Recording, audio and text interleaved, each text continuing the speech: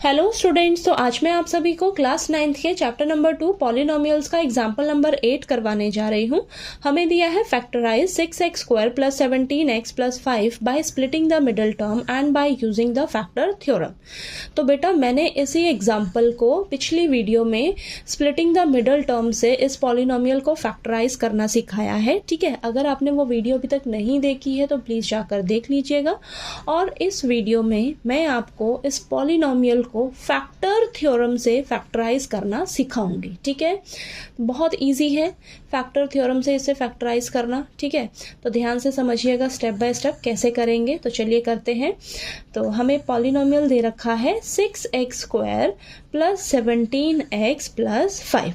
ठीक है, ये दे रखा है। अब आपने क्या करना है, ये जो कांस्टेंट टर्म होती है ना बेटा, इसके हमें फैक्टर्स देखने होते हैं। ठीक है, लेकिन इससे पहले आपको एक चीज़ का हमेशा ध्यान रखना है, जो x स्क्वायर होता है उसका कोफिशिएंट 1 होना चाहिए। ठीक है, लेकिन यहाँ पे x स्क्वायर का कोफिशिएंट 1 नहीं है, तो आप क्या करोगे, इसको 1 बनाओगे। कैसे क्या करोगे, हम यहाँ से 6 को कॉमन ले सकते हैं। ठीक है, तो मैं 6 कॉमन ले लूँगी, तो यहाँ पर क्या हो जाएगा, x स्क्वायर प्लस यहाँ पे तो 6 है ही नहीं, तो ये 6 डिवाइड में आ जाएगा, 17/6x प्लस 5/6 हो जाएगा। ठीक है, 6 को अगर आप अंदर सभी से मल्टीप्लाई करोगे ना तो वापस आपको यही पॉलिनोमियल देखिए मिलेगा। ठीक है, अब यहाँ पर देखिए, अब ये जो पॉलिनोमियल है इसका x स्क्वायर का कोफिशिएंट 1 है, तो अब आप के पास ये जो कांस्टेंट टर्म है ना, इस कांस्टेंट टर्म यानी कि 5/6 के आप फैक्टर्स देखोगे। ठीक है, देखिए बहुत फर्क है ना इन दोनों में, तो आपने गलती नहीं करनी, आपने कांस्टेंट टर्म के ही फैक्टर्स देखने हैं। लेकिन उससे पहले एक चीज़ का ध्यान रखना है कि x स्क्वायर का कोफिशिएंट 1 होना चाहिए। 1 नहीं है तो आपको 1 बनाना होगा। ओके, तो यहाँ पर देखिए अब हम क्या करेंगे, सबसे पहले ना इस पॉलिनोमियल का नाम दे दीजिए, ये 6 इंटू ये px। ठीक है, तो मैंने इस पॉलिनोमियल का नाम दे दिया है px। ओके, अब हम क्या करेंगे, 5/6 के फैक्टर्स देखेंगे क्या क्या होते हैं।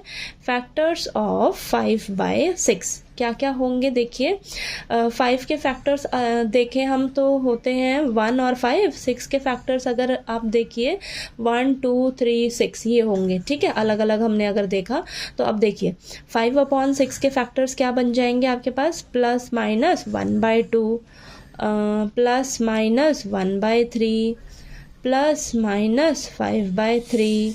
ठीक है, प्लस माइनस 5/2 प्लस माइनस 1। तो ये फैक्टर्स होंगे आपके 5/6 के। ठीक है, अब हम क्या करेंगे, इन फैक्टर्स को ना एक एक करके इस x की जगह पुट करेंगे। ठीक है, x की जगह पुट करके देखेंगे, और हम इतने सारे हैं तो हम क्या करते हैं, हिट एंड ट्रायल मेथड का यूज़ करेंगे। इसमें से मैं क्या कर रही हूँ, देखिए -1/3 को इसकी जगह पुट करके देखूंगी, x की जगह। सबसे पहले तो मैं इस पॉलिनोमियल को लिख लेती हूँ। हमें px पॉलिनोमियल क्या दे रखा है, देखिए x square plus 17/6x plus 5/6। ठीक है, px ये वाला पॉलिनोमियल है आपका। ओके, अब आपने क्या करना है, x की जगह इनमें से फैक्टर्स पुट करके देखने हैं। तो मैं -1/3 पुट करके देख रही हूँ। प्लस वाले तो आप पुट कर नहीं सकते, क्यों, क्योंकि आपका देखिए ये जो वैल्यू आप x की जगह पुट करोगे ना तो आपको यहाँ पर 0 मिलना चाहिए। 0 आपको मिलेगा तभी हम कह सकते हैं कि ये जो है इसका फैक्टर होगा इस पॉलिनोमियल का। ठीक है, तो आपका आंसर जो है ना बेटा 0 आना चाहिए। ठीक है, इनमें से आप जो भी वैल्यू पुट करके चेक करोगे आपका ये पॉलिनोमियल 0 होना चाहिए, यानी कि हम कहेंगे कि -1/3 जो है वो इसका 0 है। तो यानी कि यहाँ से हम फैक्टर लिख सकते हैं। समझ आई मैं क्या कहना चाह रही हूँ। तो अब देखिए x की जगह आप -1/3 पुट करिए तो इसका स्क्वायर हो जाएगा, प्लस 17/6 इंटू -1/3 प्लस 5/6। ठीक है, तो ये आ जाएगा 1/9 माइनस 17/18 प्लस 5/6। ठीक है, तो ये हो जाएगा आपके पास 18 LCM। तो यहाँ पर 9 के टेबल पे 18 2 पे जाता है, तो 2 1 ज़ा 2 हो जाएगा, minus 17 as it is, plus 6 के टेबल पे 18 3 पे जाता है, तो 3 5 ज़ा 15। ओके।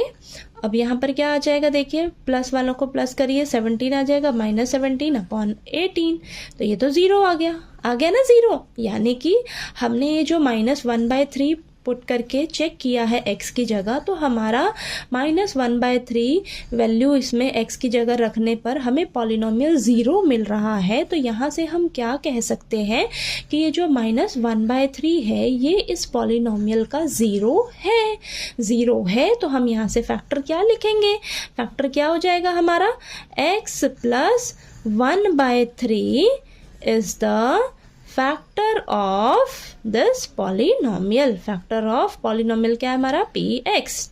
समझ आया आपने ये x + 1/3 कैसे मैंने लिखा है, देखिए x की जगह, यहाँ पर मैं बताती हूँ आपको, देखिए x की जगह हमने क्या पुट किया है, -1/3, यही पुट किया है ना। तो फैक्टर कैसे हम लिखते हैं, -1/3 इस साइड आ जाएगा बेटा, इस साइड आ जाएगा तो प्लस का हो जाएगा, x + 1/3 = 0। तो ये चीज़, ये जो है ये आपका क्या होता है, फैक्टर होता है, ठीक है।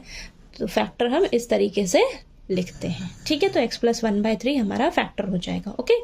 चलिए अब हम अब यहाँ पर ध्यान दीजिए, आपके पास ये क्वाड्रेटिक पॉलिनोमियल है, यानी कि इस पॉलिनोमियल के 2 फैक्टर्स आपके पास होंगे, ठीक है। तो एक फैक्टर तो हमें मिल गया, अब हम दूसरा फैक्टर पता लगाएंगे। तो इन्हीं में से मैं देखते हैं कोई वैल्यू पुट करके देखती हूँ, तो मैं -5/2 पुट करके देखती हूँ मेरा आंसर क्या आता है, ठीक है। तो -5/2 का स्क्वायर हो जाएगा +17/6 इंटू -5/2 + 5/6, ठीक है। तो फटाफट से करते हैं, 25/4 -85/12 + 5/6, ठीक है। तो ये आ जाएगा आपके पास एलसीएम 12, ये 75 - 85 + 10, तो 85 अपॉन में 12, यहाँ पर -85, तो ये आ जाएगा 0, ठीक है, 0 आ गया। तो यानी कि हम क्या कहेंगे, -5/2 जो है इस पॉलिनोमियल का 0 है। तो यहाँ से हमारा फैक्टर क्या बन जाएगा, x + 5/2, ठीक है।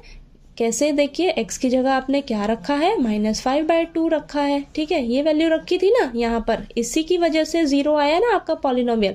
तो यहाँ से फैक्टर कैसे लिखा जाएगा, -5/2 इधर आ जाएगा तो प्लस का 5/2 हो जाएगा।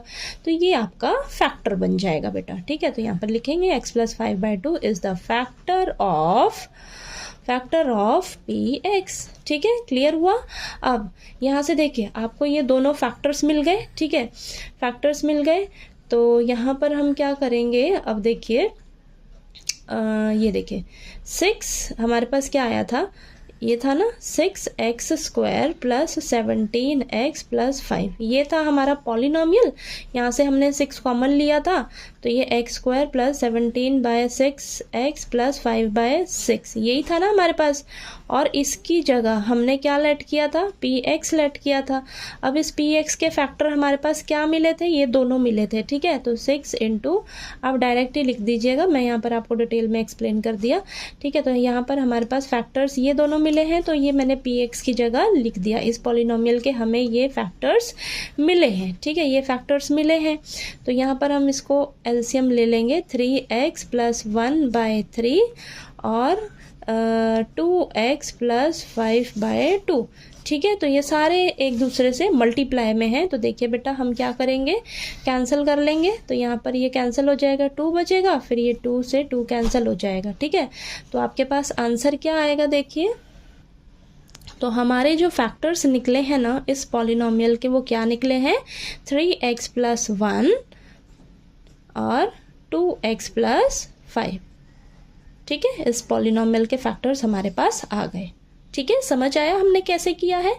तो हमने पिछली वीडियो में स्प्लिटिंग द मिडल टर्म से किया था इसको फैक्टराइज। तो देखिए यही फैक्टर्स हमारे पास आए थे।